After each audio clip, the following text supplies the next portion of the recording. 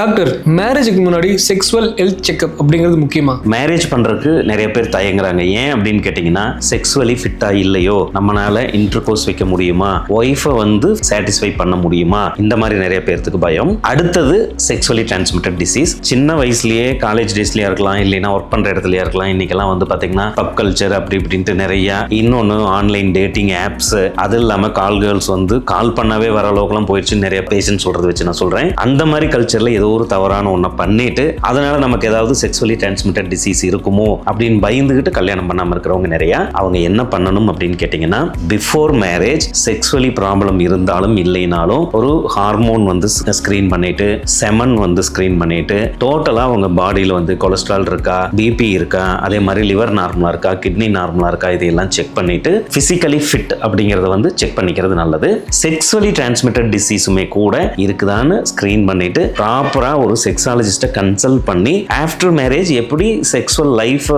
Manage பண்ணலாம்னு தெரிஞ்சுக்கிறது மிகவும் நல்லது.